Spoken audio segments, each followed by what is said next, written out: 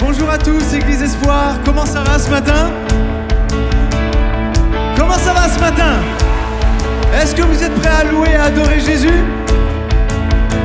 Ah non, c'est pas possible, j'entends 3, 4, oui. Est-ce que vous êtes prêts à louer et à adorer Jésus? Ce matin, il est vivant. Allez, tous ensemble, on frappe les mains.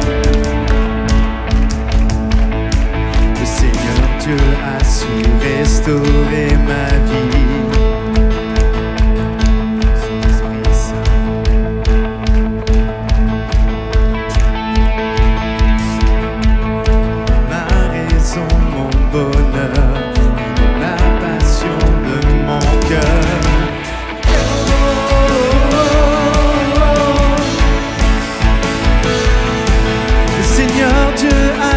Restaurer ma vie. Son Esprit Saint est le feu qui me conduit. Allez, chantons. Il est ma raison, mon bonheur. Il est la passion de mon cœur. La joie du Seigneur est ma force. La joie du Seigneur est ma force. C'est par lui que tous mes péchés sont effacés. Jésus m'a pardonné. La joie du Seigneur est ma force. La joie du Seigneur est ma force. C'est en lui que j'ai trouvé la vraie liberté. Jésus m'a sauvé. Oh, allez tous ensemble. Oh. Le Seigneur Dieu a su terrasser mes peurs. Son Esprit Saint est le grand libérateur. Il est ma vision, ma victoire. Il est ma rançon et ma gloire. La joie du Seigneur est ma force. La joie du Seigneur est ma force. C'est par lui que tous mes péchés sont effacés. Jésus m'a pardonné. La joie du Seigneur est ma force. La joie du Seigneur est ma force. C'est en lui que j'ai trouvé la vraie liberté. Jésus m'a sauvé. Oh, oh, oh, oh. Allez, chantez avec nous, Léo. Oh, oh, oh, oh. Je veux le célébrer. Je veux le proclamer. Dieu m'a libéré. Oh, de tous nos cœurs. Je veux le célébrer. Je veux le proclamer. Oui, Dieu m'a libéré. Oh, de tous nos cœurs, on y va. Je veux le célébrer. Je veux le proclamer. Oui, Dieu m'a libéré. Encore une fois. Je veux le célébrer. Je veux le proclamer. Oui, Dieu m'a libéré. La joie du Seigneur est ma force. La joie du Seigneur est ma force. C'est par lui que tous mes péchés sont effacés. Jésus m'a pardonné. La joie du Seigneur est ma force. La joie du Seigneur est ma force. C'est en lui que j'ai trouvé la vraie liberté. Jésus m'a sauvé. Oh, oh, oh, oh. Allez, tous ensemble, on y va. Oh, oh, oh, oh.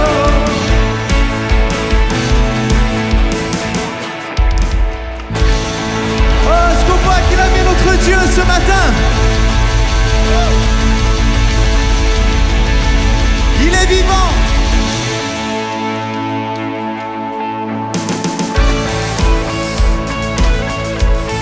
Ok, tous ensemble, on frappe les mains.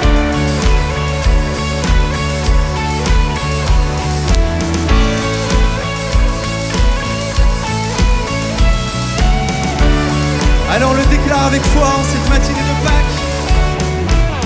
Qui brise le pouvoir du mal de la mort, qui aime d'un amour si puissant, si fort. C'est le roi de gloire, il est le roi des rois.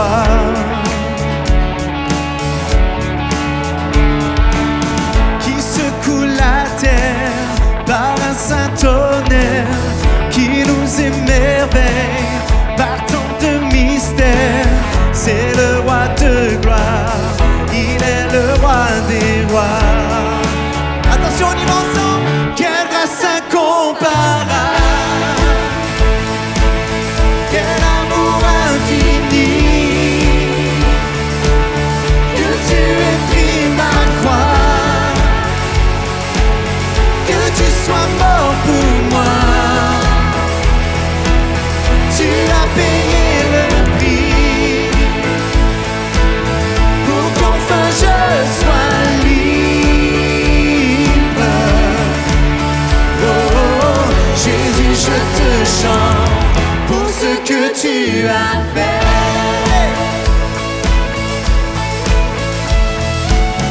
Oh, combien sont dans la joie ce matin? Allez, chantons ensemble. Qui ramène la paix dans la confusion, change les orphelins en fils et en filles. C'est le roi de gloire, il est le roi des rois, qui règne sur les peuples dans la vérité, brille comme le soleil de tout son éclat. C'est le roi de gloire, il est le roi des rois. Que grâce accompagne. Oh, chante son amour infini ce matin. Que tu aies pris ma croix, que tu sois mort pour moi. Tu as payé le prix pour qu'enfin je sois libre. Oh, Jésus, je te chante pour ce que tu as fait. Ok, chantons ensemble. Digne est l'agneau immolé, digne est le roi vainqueur sur la mort. Digne est l'agneau immolé, digne est le roi vainqueur sur la mort. Digne est l'agneau immolé. Oh, élève tes mains ce matin et chante-le. Digne est le roi vainqueur sur la mort. Digne est l'agneau immolé. Digne, digne, digne. Quelle grâce incomparable, quel amour infini, que tu aies pris ma croix,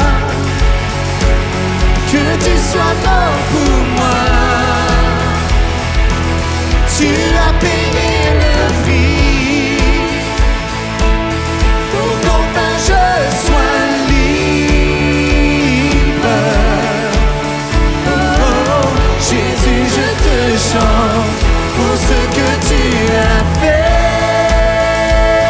Digne, digne, digne.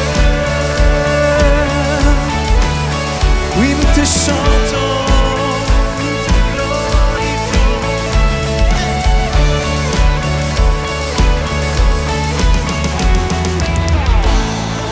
Oh, est-ce qu'on peut lui donner la gloire ce matin?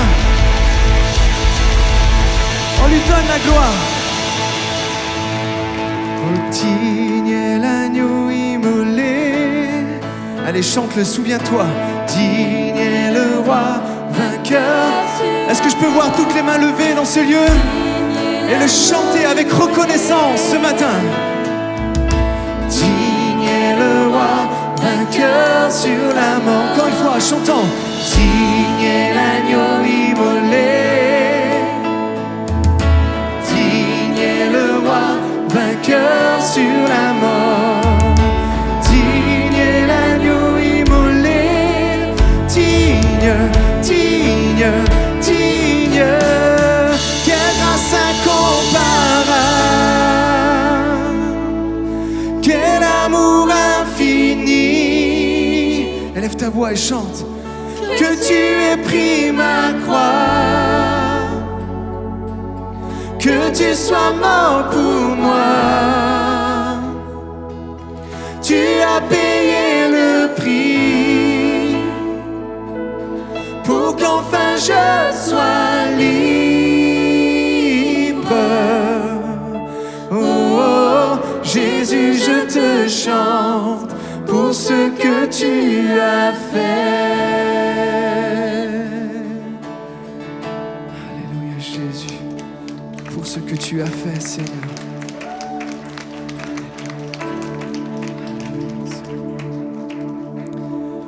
Nous le chantons pour ce qu'il a fait ce matin. Qu'est-ce qu'il a fait, les amis? Est-ce que vous vous souvenez? Il est mort à la croix. Ses mains, ses pieds ont été percés. Une couronne d'épines lui a été mise. Pourquoi? Pour qui? Pour chacun d'entre nous ce matin. Et nous voulons vraiment nous souvenir de ce que Jésus a fait pour nous. On l'a fait le vendredi saint, mais en ce jour, ce dimanche matin, nous voulons nous souvenir de ce qui a pris place. Qu'est-ce qui a pris place? La résurrection de Jésus, les amis. Ouais, on peut vraiment lui donner la gloire et se souvenir de ça. Que chaque personne ici se souvienne. Alors que peut-être tu traverses des moments difficiles, des moments même tu dis cette chose-là est morte, cette chose-là est sans espoir. Cette montagne devant moi est trop grande. J'aimerais que ce matin tu réalises et que tu te souviennes, tu te remémores que Jésus est vivant et que sa vie coule dans ce lieu ce matin. Combien le croient? Alléluia. Alors on va chanter ce chant vraiment en souvenir.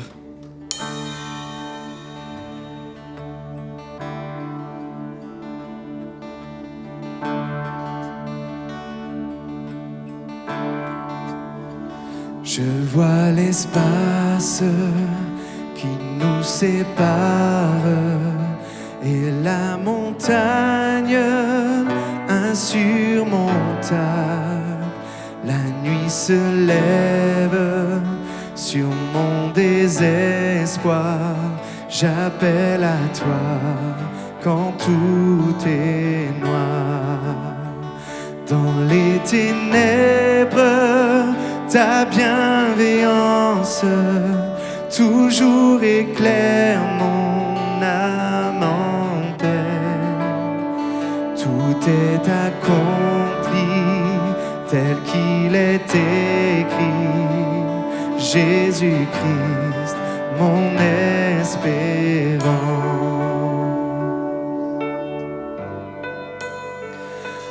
Inconcevable miséricorde,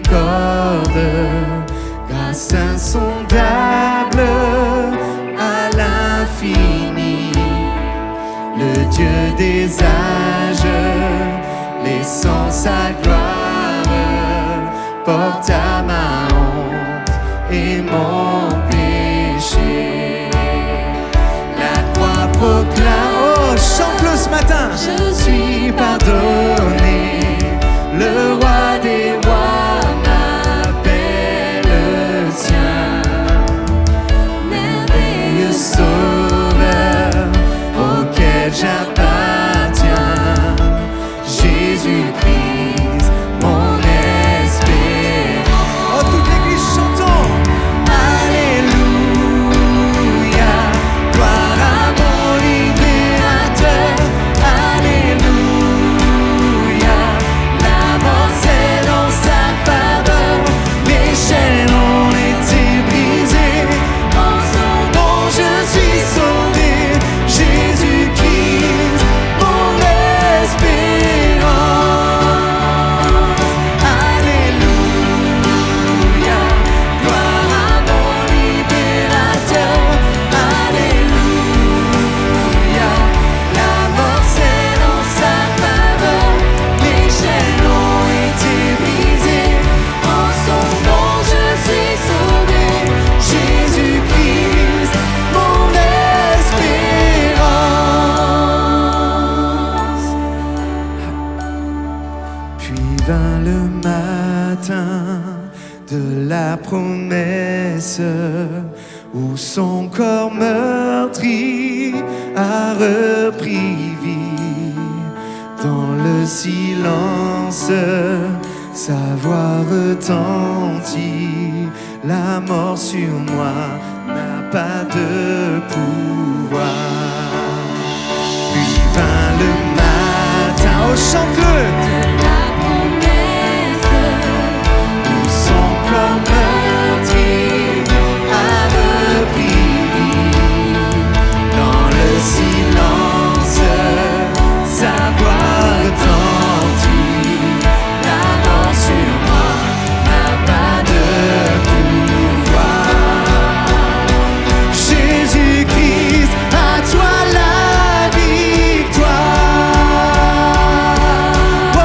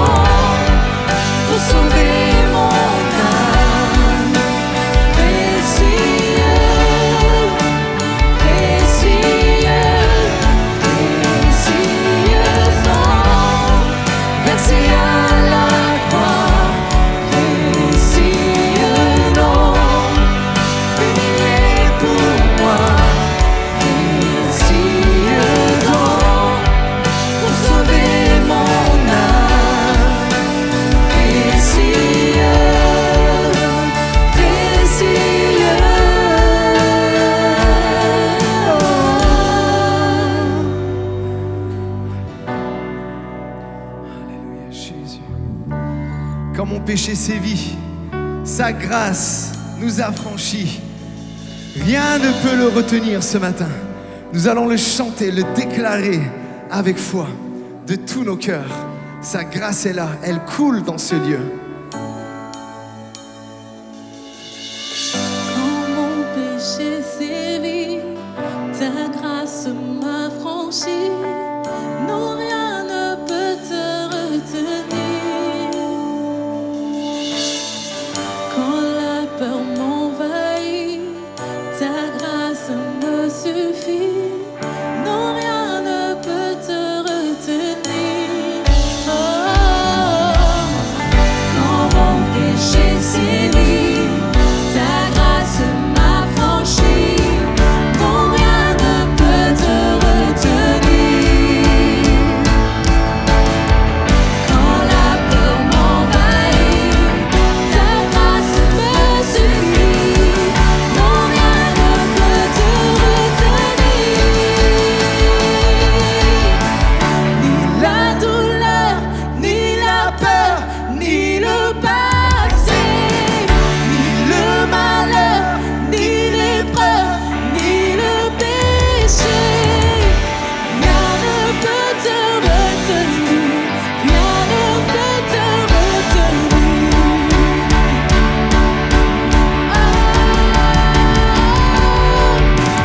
Ni la douleur, ni la peur, ni le passé, ni le malheur, ni l'épreuve, ni le péché.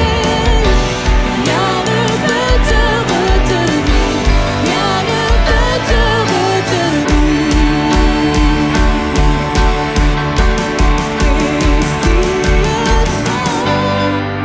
Versé à la croix, précieux nom, humilié pour moi, précieux don, pour sauver mon âme, précieux,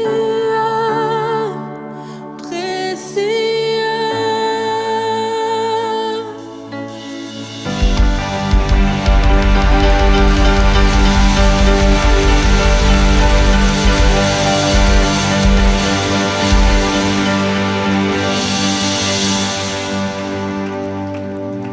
Amen.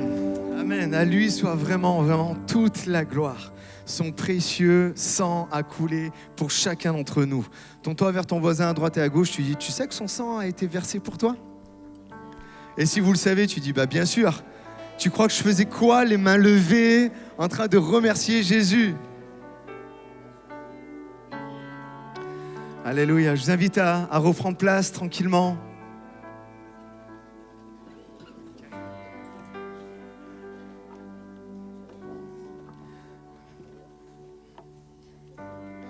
Nous sommes vraiment dans un super beau week-end depuis vendredi et où nous sommes souvenus de tout ce que Jésus a souffert pour nous à la croix du Calvaire sur le mont Golgotha où il a été cloué sur une croix. Comme on le partage depuis. Et ce matin, nous fêtons vraiment cette résurrection, cette vie qui se déverse jusqu'à nous aujourd'hui, même 2000 ans après. Et pour cela, nous avons un invité cher à nos cœurs, que nous recevons depuis maintenant quelques années. Et à chaque fois, c'est des temps précieux, pas aussi précieux que Jésus, qu'on vient de chanter, mais à chaque fois ce sont des temps précieux que nous passons avec lui. Ce sont des temps aussi de challenge, parce qu'il vient nous défier, il vient nous challenger sur des choses et à faire évoluer et à grandir dans l'église. Et ce matin, nous avons l'honneur de pouvoir le recevoir pour entendre un message de Pâques, un message sur la résurrection. Alors j'aimerais que vraiment on puisse encourager très chaleureusement le pasteur invité Jérémy Poulet.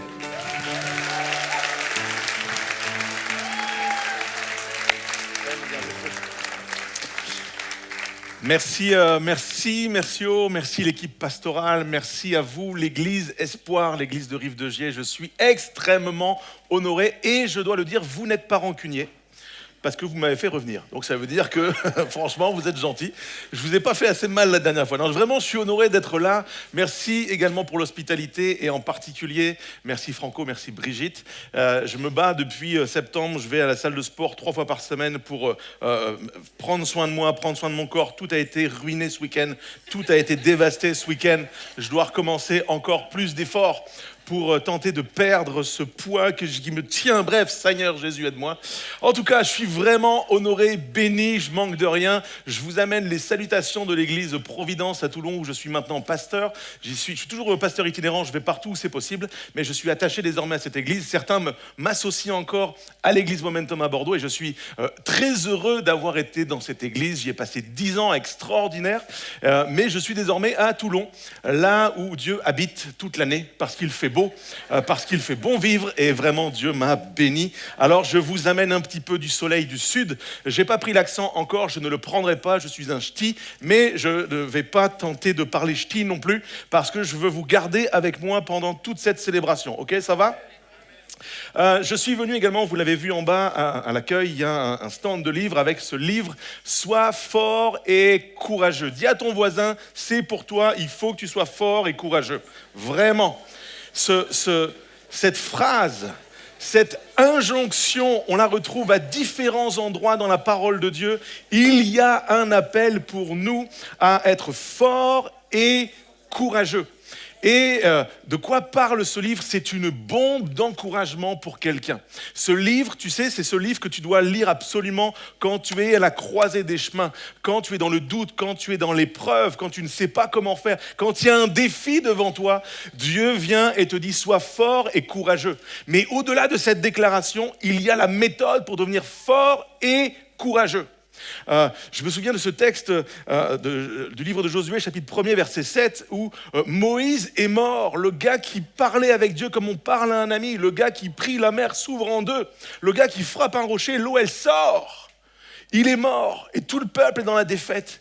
Et là, Dieu va dire à Josué, c'est toi que j'ai choisi, sois fort et courageux. Mais qu'est-ce que tu fais après Moïse ? Imagine, Dieu te le dit à toi. Tu vas conduire mon peuple, tu vas... Wow, je suis Josué, je suis juste pas un gars qui peut faire ça.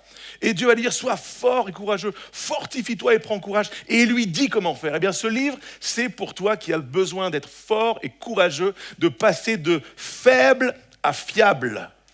Alors tu dois lire ce livre, quelqu'un que tu connais a besoin de lire ce livre, et ce sera pour toi, je vais le poser, je ne sais pas où, je vais le poser là, c'est pour toi et c'est en bas à la fin de ce moment de ce culte. Nous sommes le dimanche de Pâques, et c'est un dimanche particulier pour nous les chrétiens, parce qu'il est la base, le fondement qui donne du sens à ce rassemblement. C'est-à-dire que si le jour de Pâques, le jour de la résurrection n'était pas arrivé, ça n'aurait absolument aucun sens d'être là. Vous en avez conscience ou pas ? Sans le dimanche de Pâques, sans Jésus ressuscité, nous ne sommes pas là. Et je crois que dans ce week-end en particulier, on l'a fait déjà vendredi, je l'ai partagé également hier soir à la jeunesse, je crois véritablement qu'il faut qu'on mette l'emphase sur Jésus, sur ce que Jésus a fait, sur ce que Jésus a accompli et sur le fait que Jésus est vivant. Il y a une puissance à comprendre la résurrection. Parce que si c'est vraiment arrivé, et c'est vraiment arrivé, si Jésus a traversé la mort, si Jésus est mort et ressuscité, et que ce Jésus-là vit en nous, tu ne peux pas rester dans la mort. Tu ne peux pas rester avec la pensée de la mort. Tu ne peux pas rester avec des situations qui parlent de tombeau. Je ne sais pas si vous connaissez le duc de Wellington. Ça vous parle, ça, ou pas ? Le duc de Wellington, c'est le gars qui a battu Napoléon Bonaparte à Waterloo, en Belgique. Okay ?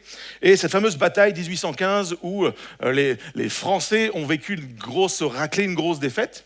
Donc le duc de Wellington, c'est lui qui a gagné.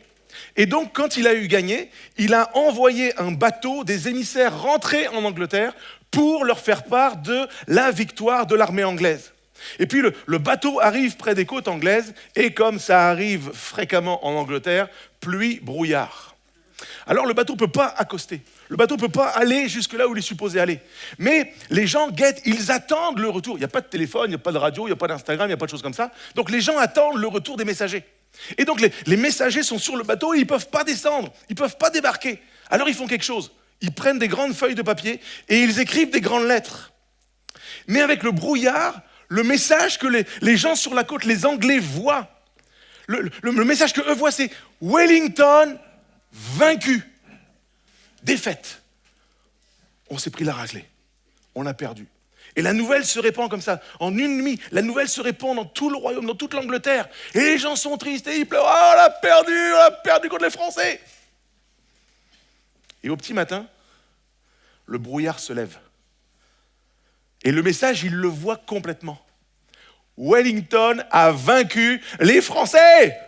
Et donc, moment de joie, exultation, la nouvelle se répand encore plus vite. On s'est planté, on croyait qu'on avait perdu, mais on a gagné. Qu'est-ce qui a fait qu'ils ont eu la mauvaise information? Le brouillard. Et voyez-vous, je crois que nous pouvons être comme ces Anglais sur la côte. Nous pouvons être dans le brouillard face à une situation. On peut ne pas comprendre parfaitement, pleinement ce que signifie, ce que veut dire la résurrection. Et si tu es dans le brouillard par rapport à la résurrection, il y a des symptômes actuellement dans ta vie. Les symptômes sont les suivants. Tu n'as pas la paix. Les symptômes sont les suivants. Tu es triste face à une difficulté. Quand tu vois quelque chose qui parle de mort, quelque chose qui parle d'un projet qui ne marche pas, d'un tombeau, d'une impossibilité, tu es dans la défaite et tu propages cette nouvelle. Ça ne marche pas, j'y arrive pas, c'est difficile, c'est dur, on va perdre, on va tous mourir, il n'y a pas d'avenir. Tu es l'écho des chaînes d'infos.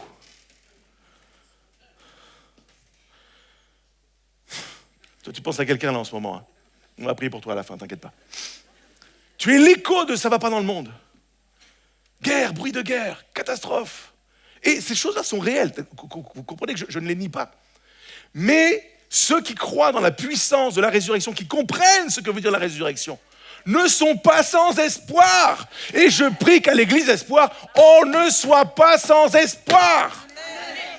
Mais que nous confessions la puissance de la résurrection. Oh Seigneur Jésus. Alors ce matin... J'aimerais qu'on comprenne, parce que les disciples, les gars qui marchaient avec Jésus, les gars qui ont vécu avec Jésus, n'ont pas cru à la résurrection. Donc, si je me dis que les gars qui ont marché avec Jésus, à qui Jésus a posé la question, qui dit-on que je suis? Et Pierre a répondu, tu es le Christ, tu es le Fils du Dieu vivant. Tu es le Messie, et le Messie c'est véritablement celui que nous attendions, le Sauveur, le Libérateur. Il n'y a pas de doute, je le confesse. Jésus va lui dire, tu es heureux Pierre. Alléluia pour les gens heureux. Tu es heureux quand tu comprends ces choses. Il dit parce que ce ne sont pas la chair et le sang qui t'ont révélé ça, mais c'est mon Père, c'est le Dieu dans lequel nous bâtissons nos vies qui te l'a révélé. Et juste après ça, il dit ceci, Matthieu 16, verset 21. Dès ce moment, Jésus commença à montrer à ses disciples qu'il devait aller à Jérusalem, beaucoup souffrir de la part des anciens, des chefs, des prêtres et des spécialistes de la loi, être mis à mort et quoi? Ressusciter le 3e jour. Jésus est hyper transparent. Il dit ce qui va se passer. Il dit ce qu'il fait, il fait ce qu'il dit. Il dit voilà les gars. Vous êtes heureux, vous avez compris quelque chose. Je suis véritablement le Christ. Et maintenant, il faut aller à Jérusalem. Il faut que je souffre ce que j'ai à souffrir. Il faut que je meure et je vais ressusciter. Ils ont l'info.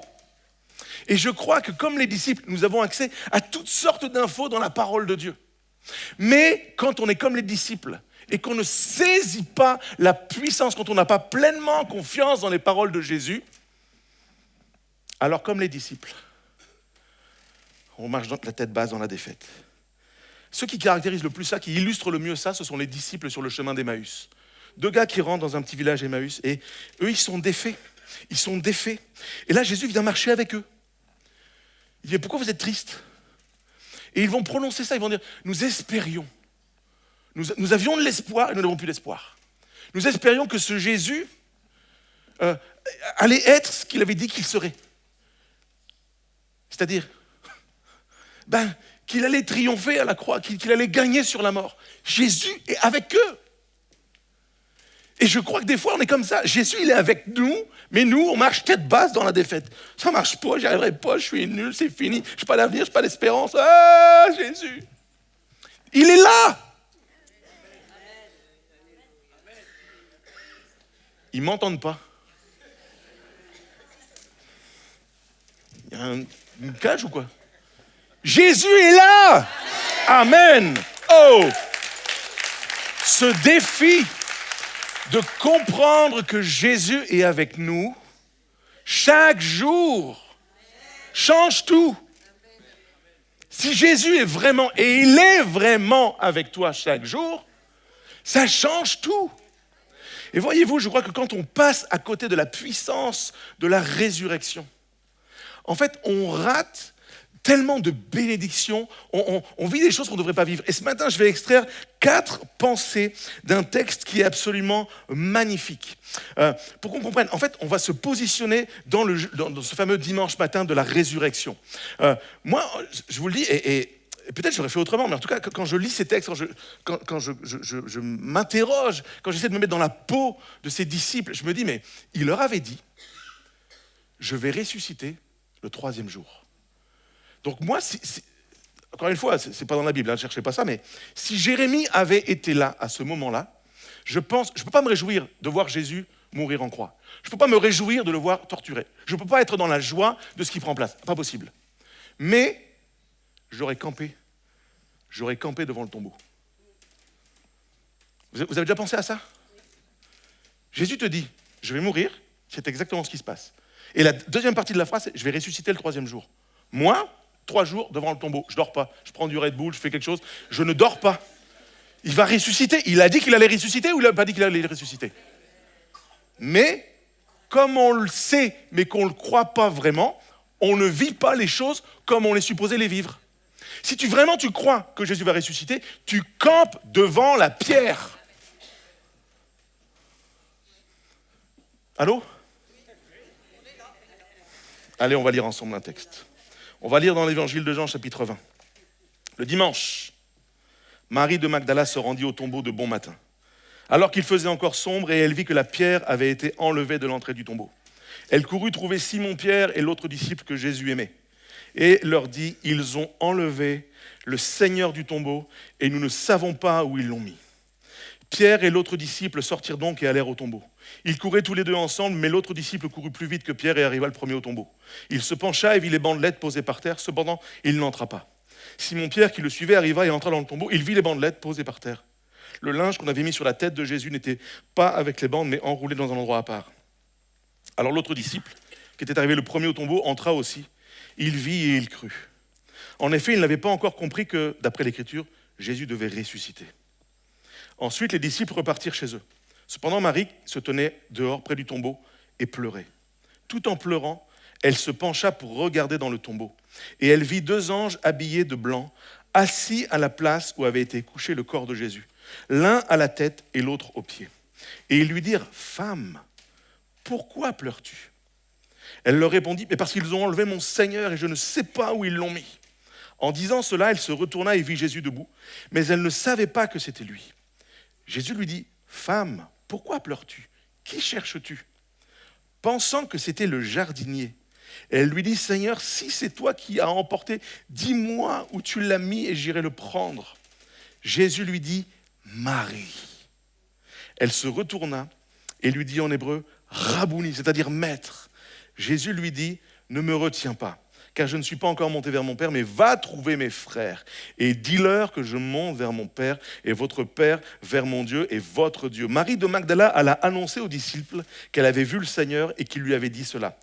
Le soir de ce même dimanche, les portes de la maison où les disciples se trouvaient rassemblés étaient fermées, car ils avaient peur des chefs juifs. Jésus vint se présenter au milieu d'eux et leur dit « Que la paix soit avec vous ». Après cela, il leur montra ses mains et son côté. Les disciples furent remplis de joie en voyant le Seigneur. Jésus leur dit de nouveau « Que la paix soit avec vous, tout comme le Père m'a envoyé, moi aussi je vous envoie ». Quel récit extraordinaire. C'est rare que je lise autant de textes dans une prédication, que je prenne le temps de tout lire. Mais si on ne lit pas ce texte ce matin, on a raté nos vies.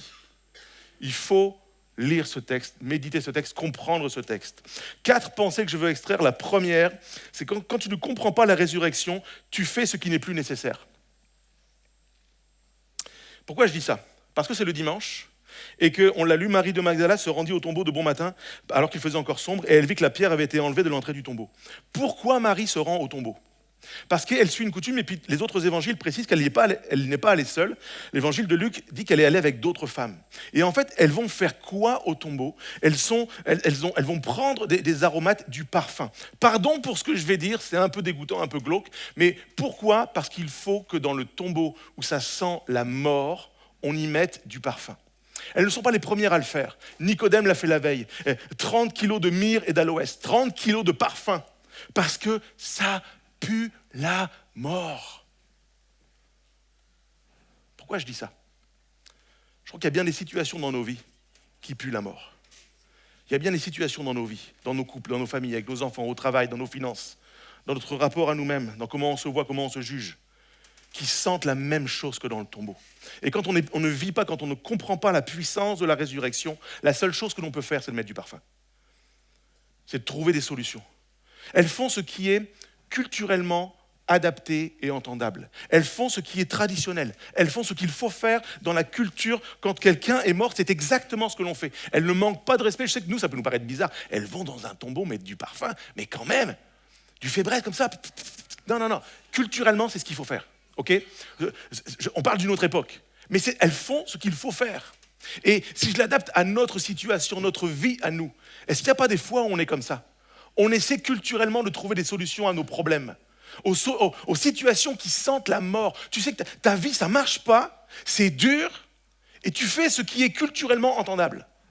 Tu fais ce que les autres font, et tu cherches les mêmes solutions. C'est exactement ce que fait Marie et d'autres femmes qui sont avec elle. C'est une immense marque d'amour et de respect, mais ça ne sert à rien. Ça ne sent pas mauvais, il est vivant. Tu as mis de l'argent dans quelque chose qui ne sert à rien. Tu as investi tes économies dans un truc qui ne sert à rien. Jésus est vivant. Tu vas parfumer l'endroit où ça sent déjà bon, ça sent la vie. Mais toi, tu es convaincu que ça sent la mort. Tu es convaincu parce que tu vois le tombeau, parce que tu te rends dans un cimetière, parce que toi, ton réflexe, c'est d'aller voir quelque chose qui ne va pas. Pourquoi? Parce que ton cœur est habité par une situation qui parle de la mort et du désespoir. J'espérais. Et même que ce n'est pas un endroit où traîner, elle ne va pas voir que Jésus est ressuscité. Elle va voir un tombeau où elle va voir le mort et y mettre du parfum. Et ça me parle de toutes les fois. On peut marcher avec Jésus, on peut aimer Jésus. C'est pas les ennemis de Jésus qui sont là. Ce sont les amis, ceux qui aiment Jésus qui sont là. C'est toi, c'est moi, c'est nous. Mais mon cœur, mes pensées sont tellement prises avec la mort que je vais au tombeau. Avec mes choses, avec mes affaires, avec ce que j'ai préparé, pour pleurer, pour me recueillir. Toutes ces peines qui sont là, qui parlent du désespoir. Jésus t'a dit, je suis vivant, je vais ressusciter le 3e jour. Mais toi, tu vis comme s'il était mort. J'ai écrit ceci, nos peines doivent rencontrer le tombeau vide pour comprendre la puissance de la résurrection. Béni soit Dieu, parce que même si Marie est dans l'erreur avec ses copines, elles vont voir un tombeau qui est vide. Et ça me donne beaucoup d'espoir. On peut se planter dans notre rapport aux situations qui sont les nôtres. On peut se planter par rapport à ce que l'on vit. On peut avoir une mauvaise compréhension de la résurrection pourvu qu'on aille voir un tombeau qui est vide et se confronter à cette réalité. Jésus est vivant. Le tombeau crie, c'est vide. Et je voudrais que ce matin, le tombeau crie dans ta situation à toi, Jésus est vivant. Arrête de pleurer et d'amener ton parfum, tes choses. Jésus est vivant.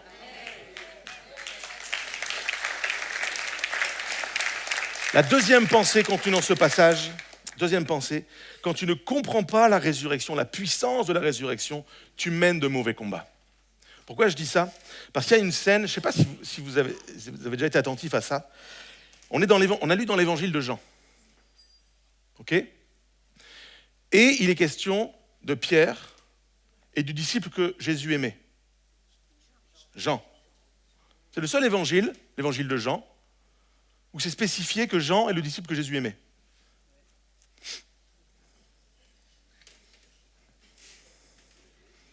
Façon élégante de dire je suis le préféré. Pierre et Jean, le disciple que Jésus aimait, sont allés voir le matin quand ils ont appris la nouvelle. Jésus n'est plus dans le tombeau.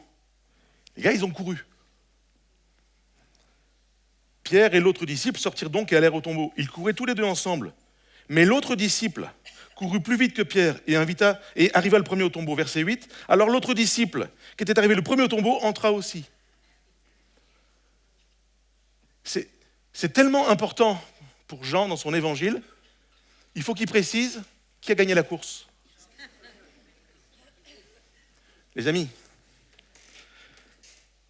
Jésus qui est mort et qui est ressuscité, et les gars trouvent important de consigner qui est le Usain Bolt de la team.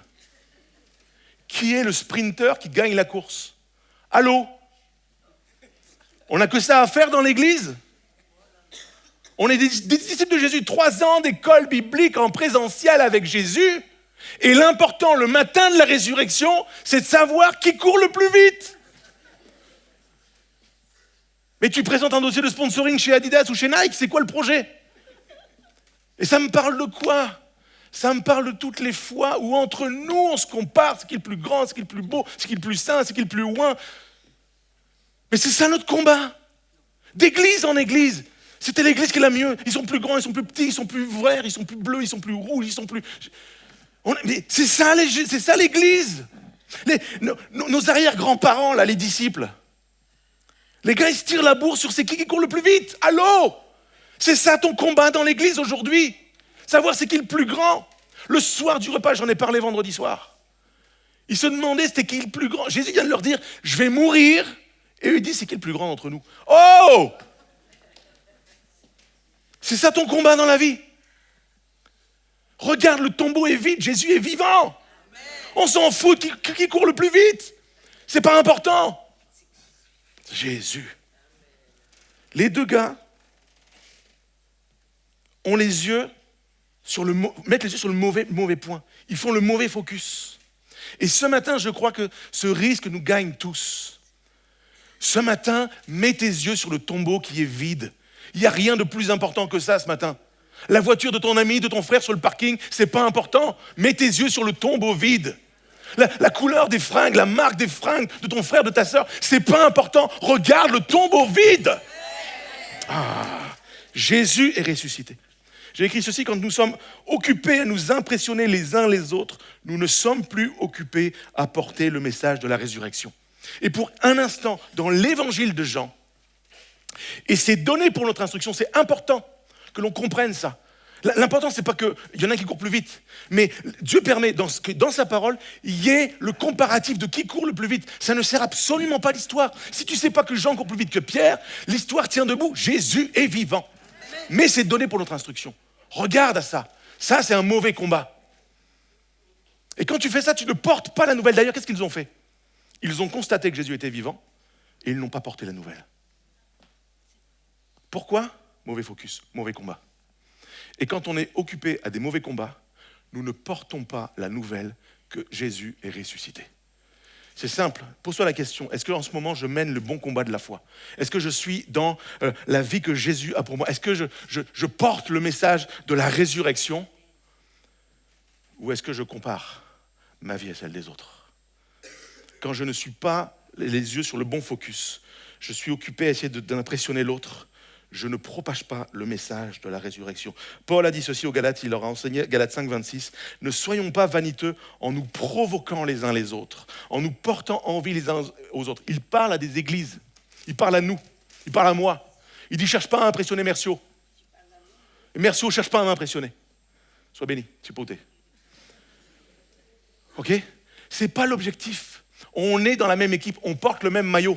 Je peux être de l'église Providence, de l'église Momentum, de l'église Espoir. Nous portons le même maillot, le maillot de Jésus ressuscité. Alléluia. Troisième pensée dans ce passage, quand tu ne comprends pas la résurrection, tu ne discernes pas la présence de Jésus. Marie n'a pas compris. Et donc elle ne discerne pas. Jésus est là, il parle avec elle. Elle pense que c'est le jardinier. Et elle dit au jardinier, où t'as mis Jésus ?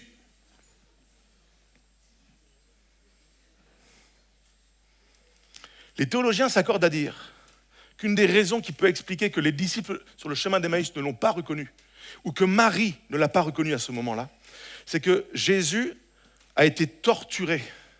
Son corps a été torturé. Il a été brisé, il a été coupé, il a été fouetté, il a été boxé. Et donc, son visage, très certainement, devait être particulièrement tuméfié. Mais même que... je ne suis pas théologien, je n'ai pas la capacité de dire c'est vrai ou c'est faux. Moi, je suis juste un gars qui lit la Bible et qui essaie de comprendre.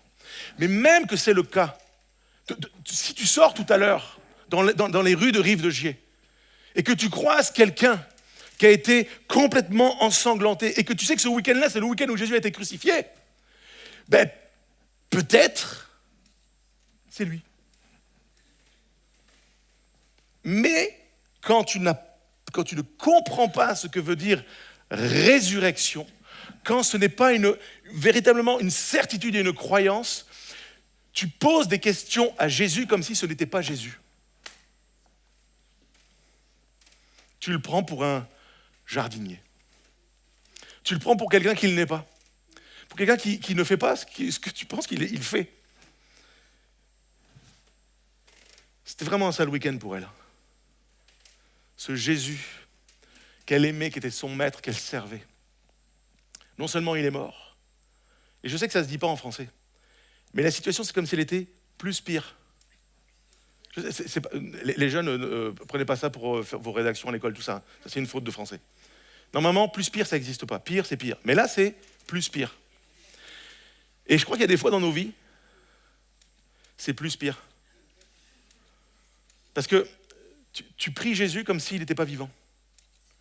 Et quand tu pries Jésus comme s'il n'était pas vivant, c'est plus pire. Ta situation qui était grave est plus pire. Tu te prends conscience de ça ou pas ? Marie, pourquoi pleures-tu ? Ils ont enlevé le corps de mon Seigneur. Non, ton Seigneur t'a dit qu'il allait ressusciter. Elle, ils l'ont enlevé. Ils l'ont volé, ils l'ont mis ailleurs. Je ne sais pas où ils l'ont mis. En fait, Marie a le sentiment d'avoir perdu Jésus. Alors qu'il est là. Mais pour elle, elle a perdu Jésus. Et je crois que de la même manière, ça peut nous gagner les uns les autres. Je peux avoir le sentiment, à cause des circonstances, parce que mes yeux voient autre chose dans ta situation. Tu vois la difficulté, tu vois la mort, tu vois l'épreuve, tu vois la maladie, tu vois les relations compliquées, tu vois la faillite, tu vois la défaite, tu vois les problèmes, tu vois ton compte bancaire, tu vois ta famille qui part en déliquescence. C'est ce que tes yeux voient. Et tu es comme empêché de reconnaître Jésus. C'est comme si tu avais perdu Jésus. Comme s'il y avait un décalage entre ce à quoi je m'attendais et ce que je vis réellement. Ça vous est déjà arrivé ou ça arrive qu'à moi ça ? Tu passes un moment super difficile et c'est comme s'il y avait un décalage entre la promesse de Jésus et ma vie actuelle. J'ai perdu Jésus. Il n'est plus là. Je ne sais plus où il est. La réalité, Jésus est là. Jésus est là.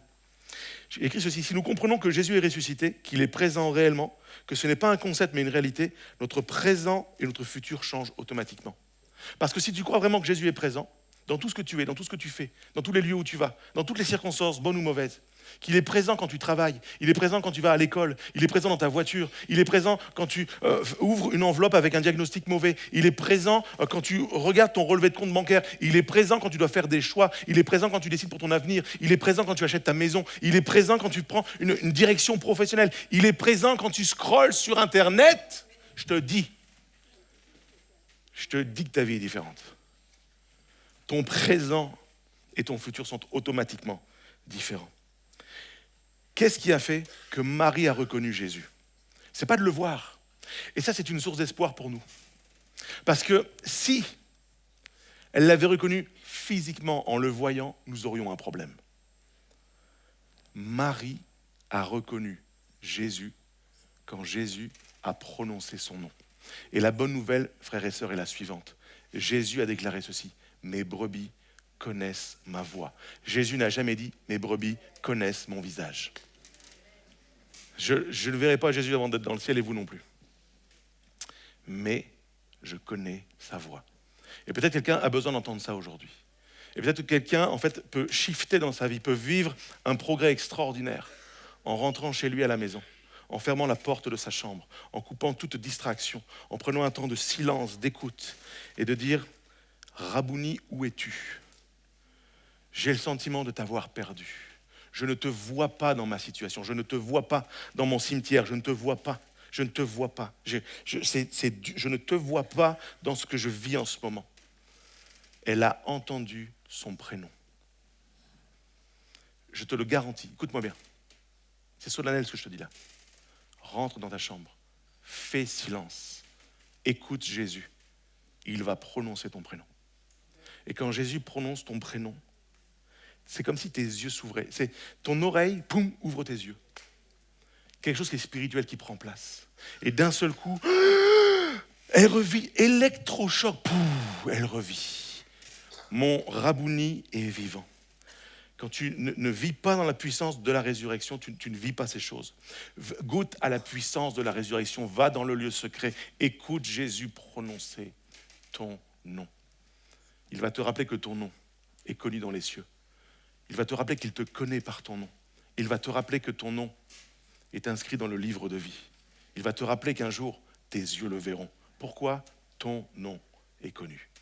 Ton nom est connu. Quatrième pensée de ce passage, quand tu ne comprends pas la résurrection, tu vis dans la crainte. Verset 19 nous dit que le soir de ce même dimanche, les portes de la maison où les disciples se trouvaient rassemblés étaient fermées. Pourquoi ? Parce qu'ils avaient peur. Pierre et Jean sont allés au tombeau. Ils ont vu le tombeau vide. Marie est allée leur dire « Jésus est vivant, je l'ai vu, il m'a appelé ». Les gars qui ont eu l'information que Jésus allait ressusciter vont dire à Marie « Tu es folle ». Quand tu ne comprends pas la puissance de la résurrection, les gens qui te disent « J'ai vu Jésus dans ma situation, Jésus s'est révélé, Jésus a fait, Jésus a dit, Jésus a accompli, c'est fait, c'est vrai, c'est sûr », tu leur dis « T'es fou, t'es complètement fou, t'es complètement fou, Jésus ne peut pas être là ». Et tu vis comment ? Dans ta très jolie maison, les volets fermés, pris par la peur. Et je crois que encore une fois, ce texte parle de nous. Quand on ne comprend pas la puissance de la résurrection, on vit dans la peur. Disciples de Jésus, cachés dans la peur. Parce que Jésus est ressuscité.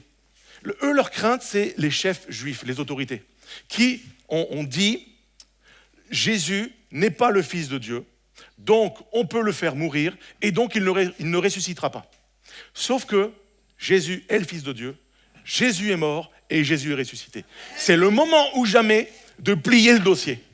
De dire, vous pensiez que, mais regardez, c'est fait, Jésus est vivant. Mais quand tu ne vis pas dans la puissance de la résurrection, tu vis caché, ton témoignage est caché, personne ne sait que tu es chrétien. Oh, tu vis dans ta maison, les volets fermés. Il ne faut surtout pas que ça se sache. Ne faisons pas de bruit. L'église espoir. Ne dites pas que Jésus est ressuscité. Si ça vient se savoir, on va nous prendre pour des dingues.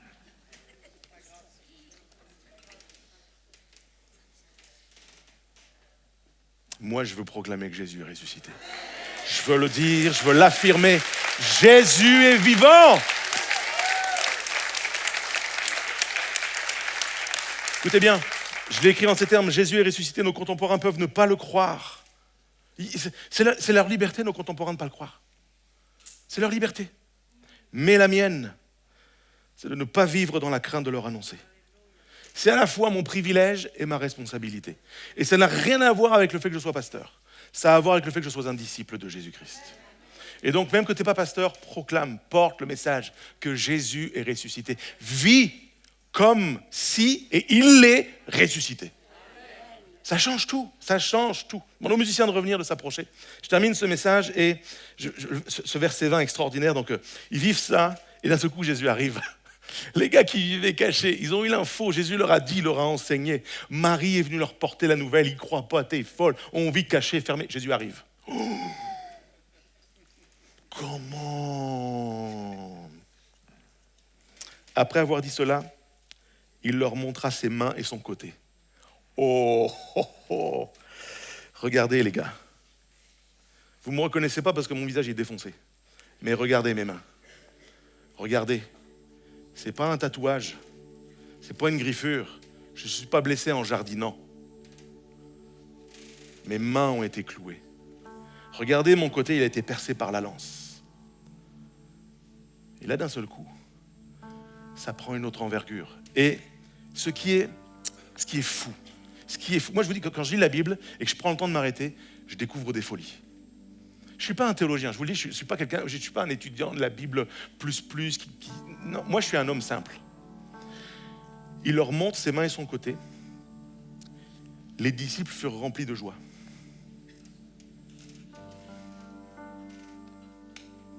Quand je ne peux pas parce que les cicatrices sont des endroits compliqués, mais si je vous montrais mes cicatrices, je serais vexé que vous soyez remplis de joie. Qu'est-ce que ça veut dire? Tu ne peux pas être réjoui de voir les cicatrices de quelqu'un. Ça parle de sa souffrance. Les disciples sont réjouis en voyant les marques dans le corps de Jésus. En fait, ces marques prouvent que c'est lui. Et ce sont les fameuses marques de son amour. Ça parle de Jésus qui a été crucifié pour eux et pour nous. Et ce matin, peut-être qu'il est important que quand tu fermes les yeux, tu te souviennes que les mains de Jésus, ses pieds ont été percés à ta place. Je me dis, mais Seigneur, quelle grâce. C'est moi qui devrais être sur la croix. J'aurais dû être cloué moi aussi. J'aurais dû mourir à cause de mes fautes. Mais c'est toi, Jésus, qui es mort. Et non seulement tu es mort, mais tu es ressuscité. Et tu vis en moi. Ce qui veut dire que, à partir du moment où je sais que tu as traversé la mort et que tu vis en moi, moi aussi je vais traverser la mort. Et à partir du moment où tu n'as même plus peur de la mort, de quoi peux-tu avoir peur? Qu'est-ce qui reste après? Quand la mort fait plus peur, il reste quoi? Allez, les araignées? Sérieux? Sérieusement? Quand la puissance du ressuscité vit en toi, quand Jésus vit en toi, et je veux mettre mes yeux ce matin sur les marques de l'amour de Jésus. Et je veux réaliser, même si, vous savez, là on est dans une pièce, alors c'est pas une maison avec les volets fermés, mais vous comprenez ce que je veux dire. Là on est entre nous. Là on est comme les disciples ce fameux dimanche matin. Alors eux, ils ont vécu ça le dimanche soir, mais on est entre nous, entre disciples. Et j'aimerais qu'on prenne conscience que Jésus est ressuscité. Et pour ça, j'aimerais vous inviter à vous lever. Et que vous entendiez, je vous le dis solennellement de la part de Jésus. Ce Jésus que nous chantons, que nous confessons, que nous prêchons, dont nous témoignons, que nous célébrons, Jésus est ressuscité. Et il vous le dit, je suis juste l'écho du message, je ne le transforme pas. Que la paix soit avec vous, que la paix soit avec toi, mon frère, ma sœur, que sa paix qui surpasse toute intelligence garde ton cœur et tes pensées en Jésus-Christ ressuscité, pas le Jésus mort. Ça a du sens. Si Jésus est ressuscité, prier a du sens, louer a du sens, servir a du sens, donner a du sens, s'impliquer a du sens, être là a du sens, aimer, croire et porter a du sens. Est-ce que vous êtes avec moi à l'église? Jésus est le Fils de Dieu. Jésus est le Messie. Jésus est celui qui devait venir. Jésus règne. Jésus sauve. Jésus guérit. Jésus restaure. Jésus te baptise. Jésus te remplit. Jésus te ramène à la vie. Jésus règne. Jésus est pour toi. Alors qui sera contre toi? Est-ce qu'on peut ce matin faire monter une vraie ovation et dire Alléluia! Alléluia! Gloire à Jésus ce matin. Oh, chante-le fort. Ton espoir est vivant. Gloire à mon libérateur. Chante-le avec nous ce matin. Pour sceller ce moment, ferme tes yeux, lève tes mains et rends gloire à ton Sauveur. Alléluia. Gloire à ton nom.